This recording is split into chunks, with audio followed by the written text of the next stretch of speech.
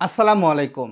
Islamic ব্যাংকগুলো তাদের গ্রাহকদের সঙ্গে এফডিআর বা ডাবল বেনিফিট ডিপোজিট স্কিমগুলোতে কি প্রতারণা করছে?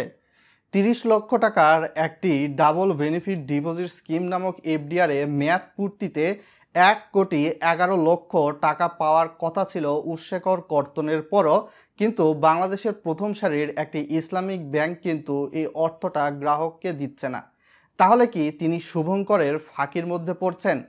যারা ইসলামিক ব্যাংকগুলোতে এফডিআর বা ডাবল বেনিফিট ডিপোজিট স্কিম করবেন বা করছেন বলে ভাবছেন, তারা কি সত্যিকার অর্থে মেয়াদ পূর্তিতে দ্বিগুণ অর্থ পূর্বে দেওয়া ছিল সেটা কি আপনি পাবেন নাকি পাবেন না, নাকি শুভঙ্করের ফাঁকির মধ্যে পড়ে যাবেন? গ্রাহকের ভাষ্য মতে দেখা যাচ্ছে যে তিনি ফার্স্ট সিকিউরিটি ইসলামিক ব্যাংকে 12.25 প্রফিট রেটে 30 লক্ষ টাকার একটা এফডিআর স্কিম কিন্তু করেছিলেন, যেখানে দেখা যাচ্ছে যে ব্যাংক 7.90% নামিয়ে নিয়ে গেছে। তো যার ফলশ্রুতিতে যেখানে তার পূর্ববর্তীতে কর কর্তনের পর 1,11,00,000 টাকা পাওয়ার কথা ছিল, সেখানে সেই গ্রাহককে দেওয়া হবে নাকি শুধুমাত্র 85 লক্ষ টাকা।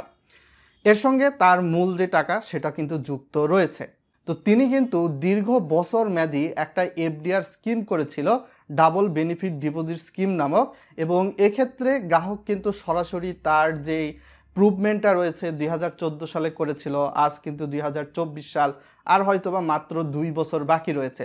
এমনকি একই সঙ্গে এই ব্যাংকের আবারও একটা ডাবল বেনিফিট ডিপোজিট স্কিম রয়েছে, যেখানে কিন্তু আপনার প্রফিট রেট অলমোস্ট 13%-এরও বেশি দেওয়া হচ্ছে। তো একই সঙ্গে একই ব্যাংকে একই ধরনের স্কিমে যেখানে প্রফিট রেট একটাতে 7.90% আর একটাতে 13%-এরও বেশি, এটা কি প্রতারণার শামিল বলে আপনারা মনে করছেন কি করছেন না, ভিডিওর কমেন্ট বক্সে লিখে জানাতে ভুলবেন না।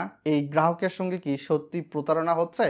আমরা যারা কমার্শিয়াল ব্যাংকের গ্রাহক রয়েছি, তারা কিন্তু কমার্শিয়াল ব্যাংকে এফডিআর বা ডাবল বেনিফিট ডিপোজিট স্কিম যেটাই করি না কেন, ব্যাংক কিন্তু মেয়াদ পূর্তিতে ওইটা দিতে বাধ্য।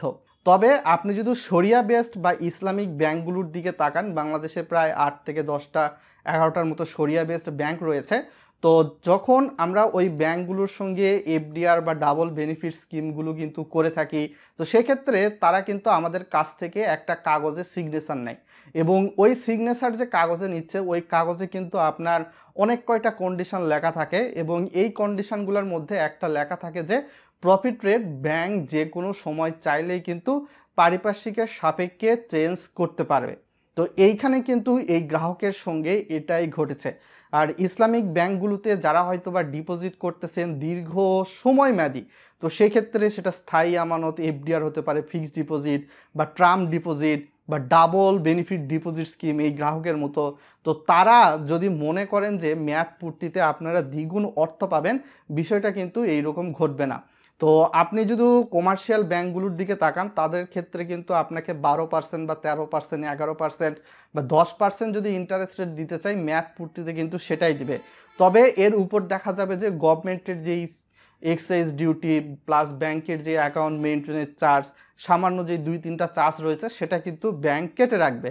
আপনি যদি দেখা যায় যে ইসলামিক ব্যাংকগুলোতেও এই এফডিআর, ফিক্সড ডিপোজিট বা ডাবল বেনিফিট ডিপোজিট স্কিম বা ডিপিএস করেন, সেই ক্ষেত্রেও কিন্তু গভর্নমেন্টের চার্জ প্লাস ব্যাংকের মেনটেন্যান্স কিছু ফি, এগুলা কিন্তু অবশ্যই ব্যাংক কেটে রাখবে। তো এখন পর্যন্ত যদি আপনি ভিডিওটা দেখে থাকেন, ভিডিওটা লাইক করে শেয়ার করে দিবেন, যাতে করে ইসলামিক ব্যাংকগুলোতে double benefit deposit scheme, FDR বা ডিপিএস করার ক্ষেত্রে আরও মানুষ এই বিষয়টা সম্পর্কে জানতে পারে।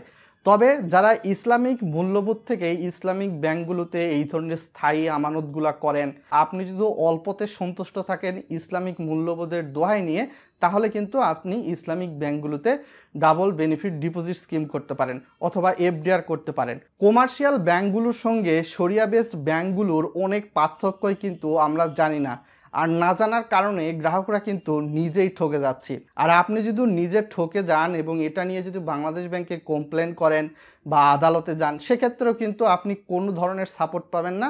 কোনো কোনো ক্ষেত্রে ব্যাংক আপনাকে যদি কোনো মাসে একটু প্রফিট রেট বেশি দেয় ইসলামিক ব্যাংকগুলো, সেক্ষেত্রে কিন্তু হয়তোবা পরবর্তী সময়ে আপনাকে কম দিয়ে এটা কিন্তু সামঞ্জস্য করা হবে। সো আশা করি আমি বিষয়গুলো বিস্তারিত জানাতে এবং বুঝতে পেরেছি।